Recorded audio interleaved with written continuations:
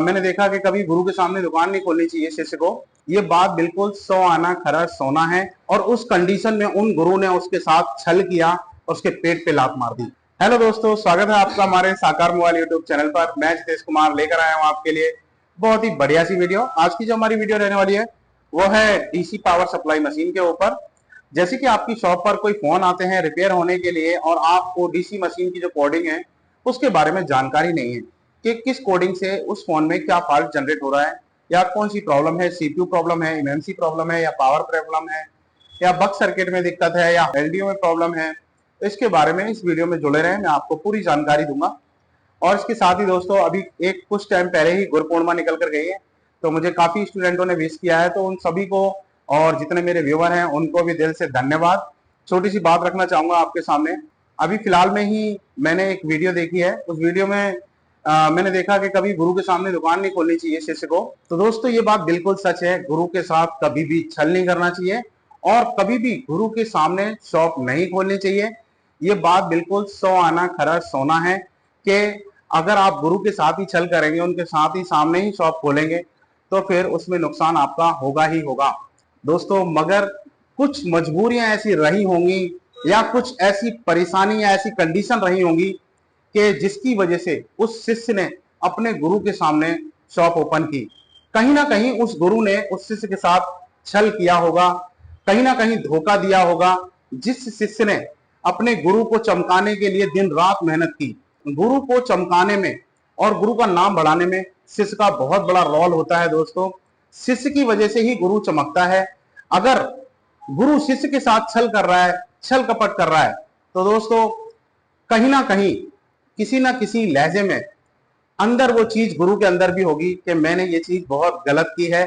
जिस शिष्य ने मेरे लिए जी जान लड़ा दी और जिस शिष्य ने इतनी साल मेरे ऊपर खर्च कर दिए, उस शिष्य ने कभी अपने पर्सनल यूट्यूब पर कभी वीडियो नहीं डाली, कभी फेसबुक पे वीडियो नहीं डाली, हमेशा अपने गुरु के चैनल को बढ़ाने के लिए पूरा फोकस लगाया। और उसने कभी भी अपने ऊपर कोई भी फोकस नहीं लगाया कि लाइफ में अगर मैं यहां से हटूंगा या मेरे गुरु मुझे हटा देंगे तो मैं कहां जाऊंगा। और उस कंडीशन में उन गुरु ने उसके साथ छल किया, उसके पेट पे लात मार दी, वो भी 15 साल काम करने के बाद। तो कमेंट बॉक्स में ये बात जरूर बताएं कि अगर गुरु इस प्रकार से करते हैं तो शिष्य क्या करेगा और कहां जाएगा। पूरा ब्रह्मांड पड़ा है उस शिष्य को दुकान खोलने के लिए। मगर ये चीज भी सत्य है कि अगर कोई व्यक्ति 15 साल जिस मार्केट में काम किया है, जिस व्यक्ति ने, जहां उसे पूरी मार्केट जानती है, और वही व्यक्ति एक ऐसी जगह दुकान खोलता है जहां उसे कोई जानता ही नहीं, कोई जान ना पहचान है, तो दोस्तों वो दुकान कहां खोलेगा। जहां 15 साल उसने काम किया है वो वहां खोलेगा, या जहां उसे कोई जानता ही नहीं वो वहां खोलेगा। तो प्लीज इसकी राय हमें कमेंट बॉक्स में कमेंट करके जरूर बताएं।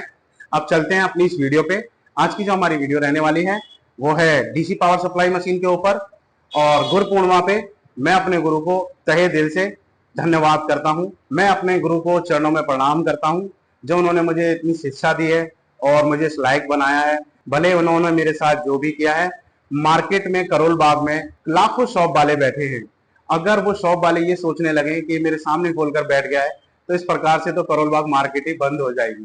तो चलिए शुरू करते हैं आज की इस वीडियो को। तो दोस्तों हमारे पास है कोराड की डीसी मशीन, जो कि इस समय मैंने 4 वोल्ट और 3 एम्पियर पे सेट कर रखी है।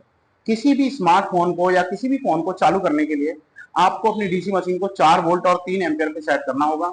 इसके बाद हमारे पास है कि ये बूट केबल 2UUL ब्रांड की।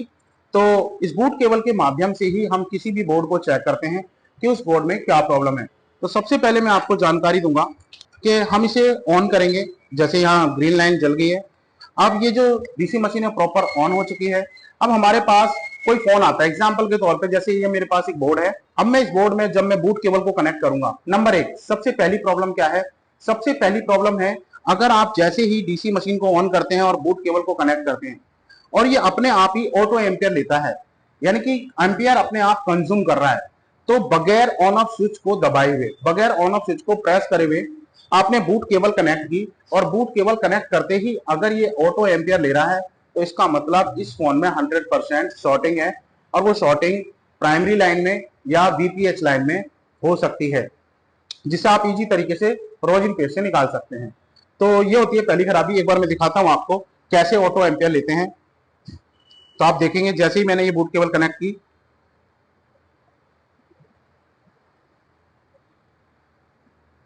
ऑटो एम्पियर ले गया। कई बार ऐसा भी होता है कि हमारी जो बूट केबल है वो हमें पलट के भी लगानी चाहिए, क्योंकि जो प्लस माइनस है वो कई बार उल्टा हो जाता है। तो हम इसको एक बार इसको पलट के भी लगाएंगे। अब देखेंगे कि ये ऑटो एम्पियर लेगा या नहीं लेगा। आप देखेंगे ऑटो एम्पियर ले गया है अपने आप। मैंने ऑन ऑफ स्विच कोई की प्रेस नहीं की है, तो इसका मतलब है इसमें 100% कहीं ना कहीं शॉर्टिंग है। तो ये होती है खराबी नंबर 1। अब इसके बाद चलते हैं हम इसकी दूसरे पार्ट पर कि दूसरी प्रॉब्लम क्या फेस करने को मिल सकती है आपको। जैसे आपने बूट केबल कनेक्ट की और उसके बाद आपने ऑन ऑफ की को प्रेस किया। ऑन ऑफ की प्रेस करने के बाद जैसे ही आपने ऑन ऑफ की प्रेस की और उसके बाद इसमें एम्पियर कंज्यूम करता है। एम्पियर कंज्यूम जो कि स्टार्ट होगा आपका 70, 80, 150, 200, 250, 500, 400, 600, अगर इस प्रकार की, और फिर फ्लैक्चुएट होता है। तो इसका मतलब वो बोर्ड एकदम ओके कंडीशन में है, ऑन कंडीशन में है, जिसे हम बोलते हैं सेट प्रॉपर ऑन है। उस कंडीशन में हम फोल्डर या चेंज करके देखते हैं। कई बार फोल्डर की खराब होने की वजह से भी ऐसी प्रॉब्लम आती है, तो हमें उसका फोल्डर चेंज करना चाहिए। यह है खराबी नंबर 2। अब आते हैं खराबी नंबर 3 पे। जैसे हमने बूट केबल कनेक्ट की और हमने ऑन ऑफ स्विच को प्रेस किया। अगर हमने ऑन ऑफ स्विच को प्रेस किया तो आप देखेंगे ये ए लिखा हुआ ये एम्पियर है और ये जो वी है वो वोल्ट है। अगर यहाँ एम्पियर कंज्यूम करता है और वो एम्पियर करता है 50 से 150 या 170 तक, और उसके बाद वो स्टक हो जाता है। स्टक मतलब रुक जाना। जैसे आपने ऑन ऑफ स्विच प्रेस किया और प्रेस करने के बाद आपने ऑन ऑफ स्विच को छोड़ दिया और उसके बाद जो एम्पियर कंज्यूम किया वो 50 से 170 के अकॉर्डिंग, उसके बीच में अगर वो एम्पियर रुक जाता है, वहीं स्टक हो जाता है, तो उस कंडीशन में 100% ईएमएमसी की प्रॉब्लम होती है।